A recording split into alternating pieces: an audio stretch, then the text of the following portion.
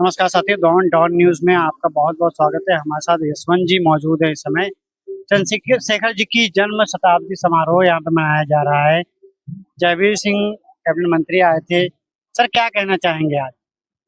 चंद्रशेखर जी हम लोगों के आदर्श हैं और देश के ऐसे महापुरुष हैं जिन्होंने आजादी की लड़ाई से लेकर लोकतंत्र जब खतरे में पड़ा था तब भी, और जब हमारा देश मंडल और कमंडल की लड़ाई में खून से लथपथ हो रहा था उस समय भी, और देश जब आर्थिक संकट से गुजरा उस समय भी ऐसे ऐसे फैसले लिए हैं जो उनके जीवन से प्रेरणा मिलती है और उसी प्रेरणा को युवाओं के बीच में, देश की जनता के बीच में जाए। इसीलिए हर वर्ष हम लोग जयंती और पुण्यतिथि का आयोजन करते हैं। जब आपातकाल लगा था तो कांग्रेस पार्टी के बड़े नेता होते हुए देश के हित में उन्होंने जेल जाना पसंद किया था और कांग्रेस पार्टी से अलग हुए थे।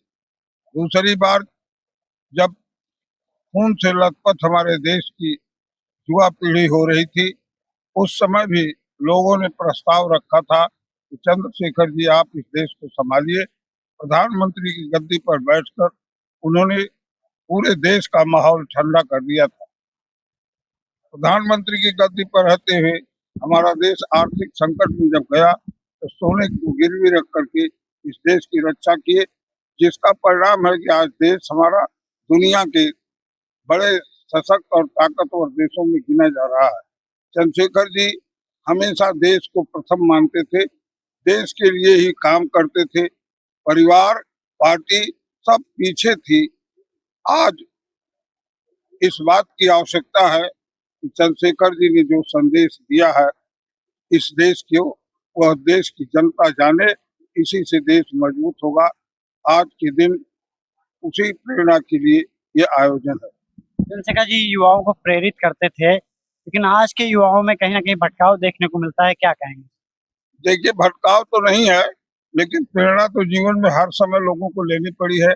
समय काल परिस्थितियां बदलती रहती हैं, लेकिन हमारे महापुरुष उनको प्रेरित करके ठीक रास्ते पर लाते हैं।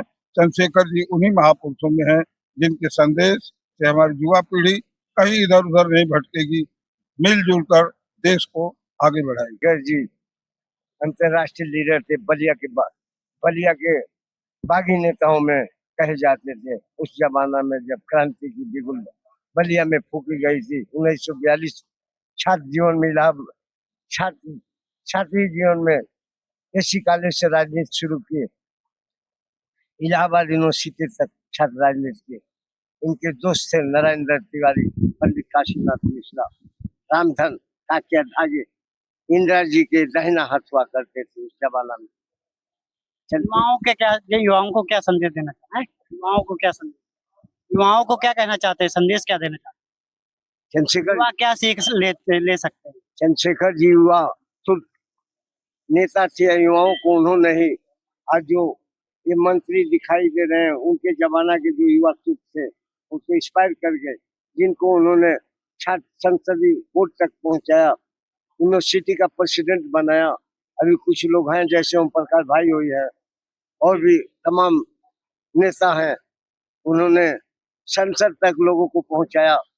विधानसभा लोकसभा में तो बहुत उनके शिष्य बने और बलिया का भी विकास। ठीक है, धन्यवाद धन्यवाद। देखिए, देश की ऐसी महान शख्सियत जो एमपी और एमपी के बाद सीधे देश के पीएम, जिनको बनने का सपना साकार किया, जीवन भर सिद्धांतों पर अटक रहने वाले, समाजवाद की अलग जगाने वाले ऐसे महान नेता जो युवाओं के प्रेरणा के स्रोत थे, हैं और आगे भी रहेंगे, जो जिनकी पहचान देश की राजनीति में युवा तुर्क के रूप में हुई, युवा तुर्क के रूप में उन्हें जाना जाता था। ऐसी महान शख्सियत का जन्मदिन है। हम सब उनको बहुत बहुत स्मरण कर रहे हैं और युवाओं से अपील भी करेंगे कि उनके व्यक्तित्व कृतित्व से अपने को जोड़ते हुए अपने जीवन में उतारने का काम करें। आज का युवा ही कल का भारत का भविष्य है। युवा योग्य, शिक्षित बने, राष्ट्र भक्ति से ओतप्रोत बने और सब मिल करके हमारे देश के नेताओं का आज जो सपना है कि 2047 तक जब भारत अपनी आजादी का शताब्दी वर्ष मना रहा हो, तब तक वो विकासशील भारत से भारत बनने का सपना पूरा कर सके। और ये सब तब पूरा होगा कि हमारे देश का युवा नेशन फर्स्ट की भावना के तहत, राष्ट्र प्रथम की भावना के साथ जुड़ करके अपनी महती योगदान की भूमिका में निर्वहन करने का काम करेगा। और मैं समझता हूँ कि आज का युवा आदरणीय चंद्रशेखर जी के कृतित्व, व्यक्तित्व और जीवन के तमाम घटनाओं से प्रेरणा लेते हुए आगे बढ़ेगा, तो हमारा देश हमारे नेताओं के सपने को पूरा करने का काम जरूर करता है। तो जो कुछ भी कहा जाए कम है। वो इस देश की ऐसी शख्सियत थे जिन्होंने नौजवानों को मार्गदर्शन किया, नौजवानों का, और सिद्धांत की राजनीति का, उस जमाने में जब लोग सिद्धांत की राजनीति नहीं जानते थे, तब उन्होंने सिद्धांत की राजनीति प्रतिपादित की इस देश में। और चंद्रशेखर जी को स्मरण करना, ये भी हम सब लोगों के लिए सौभाग्य की बात है।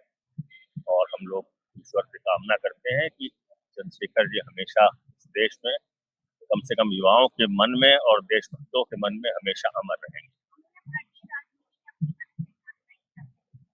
तो सब कह तो दिया हमने जो अलग पहचान बनाई, उसी का तो ये परिणाम है कि इस देश के नौजवानों को, उस समय जो नौजवान इधर उधर भटक रहा था, उसको उन्होंने रास्ता दिखाया और नौजवान उस रास्ते पर चला। तो आज हमारा देश इतना समृद्ध है और देश हमारा विकास और समृद्धि की तरफ बहुत तेजी से बढ़ रहा है।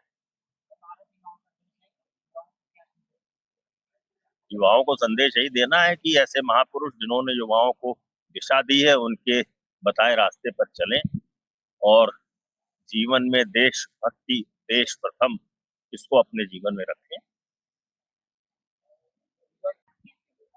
निश्चित रूप से उन्होंने देश को एक साफ सुथरी राजनीति, सामाजिक समरसता, भाईचारा, युवा तुर्क इसलिए कहते थे कि युवाओं की राजनीति में और सामाजिक क्षेत्र में विशेष भूमिका किस तरह हो, इसका महत्व तब भी था, चंद्रशेखर जी ने प्रतिपादित किया, और आज भी धरातल पर महत्वपूर्ण है कि युवाओं की भूमिका ही देश में सबसे महत्वपूर्ण भूमिका निर्वहन करने का काम करती है।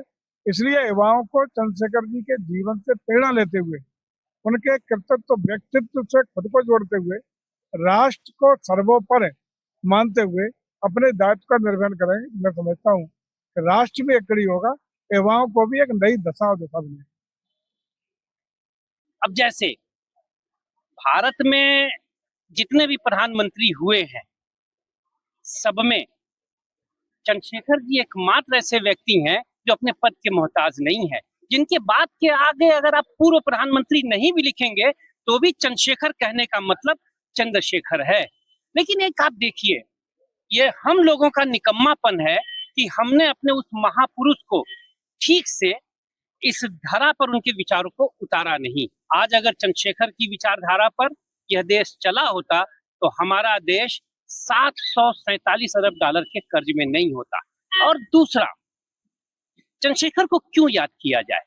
चंद्रशेखर एक ऐसे व्यक्ति थे जो राजपथ पर जनता की आवाज